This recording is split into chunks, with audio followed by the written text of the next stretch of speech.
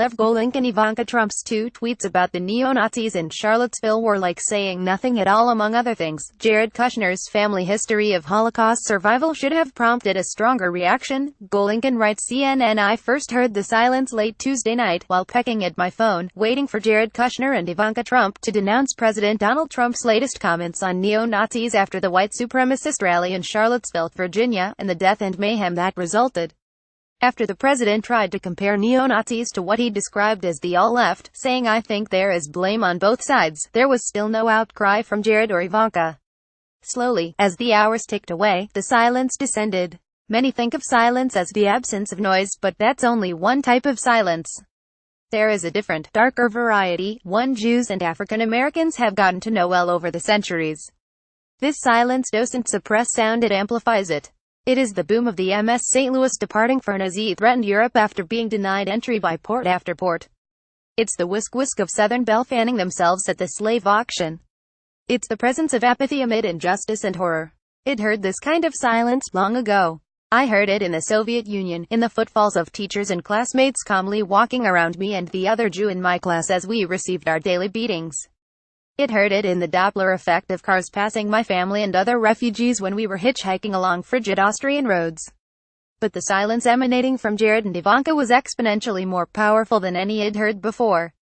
To me, as a Jew, seeing nothing but two tweets from Ivanka brought the kind of pain I'm sure is echoed by African Americans anytime Ben Carson defends the president, and Asian Americans in the wake of Elaine Chaos and Nikki Haley's equivocations condemning hate in general terms while carefully avoiding criticizing the very administration they're part of.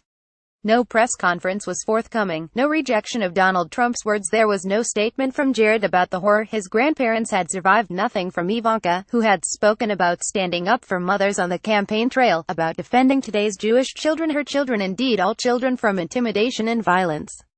There was nothing but the sound of steady clicking on Ivanka's electronic device as she wrote two tweets. It was like listening to the fabric of Judaism tear at itself.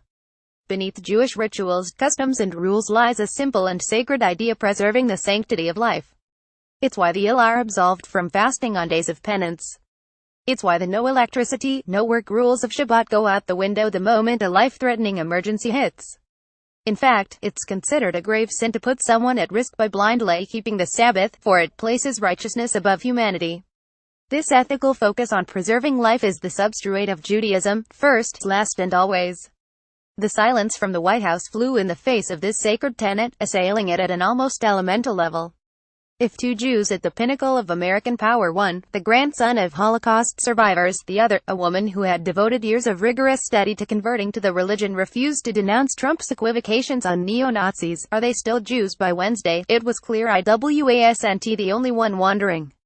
In a stunning move, Rabbi Emeritus Haskell Lookstein, who had supervised Ivanka's conversion, issued a statement condemning the Trump administration for its heinous response to Charlottesville's bloodshed. Numerous Jewish organizations, including the Union for Reform Judaism, the Orthodox Rabbinical Association of America, the American Jewish Committee and the Republican Jewish Coalition, rebuked the president's speech as well. Rumblings of a harem, religious censure, the Jewish equivalent of the bell, book and candle method once used by Catholics to excommunicate, began rolling through Twitter. Wednesday night I asked a friend, Rabbi Andy Bachman, if something akin to an excommunication was warranted or even possible. It turned out I wasn't the first one to call him on the topic that day. A harem wouldn't do much, Bachman replied. It would only be valid in the eyes of the ultra-Orthodox. But do you really need an interdict? These people have chosen to stand aside from thousands of years of their tradition. What can you think of that's worse?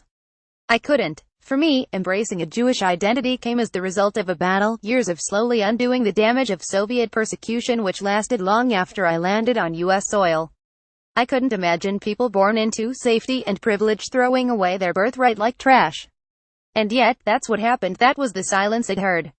It was the scratching of matches lighting White House Shabbat candles, the humming of carefully memorized prayer, the rote motions of Jewish life without the true practice of Judaism. It was the silence of two of the world's most powerful Jews, cutting themselves off from their people.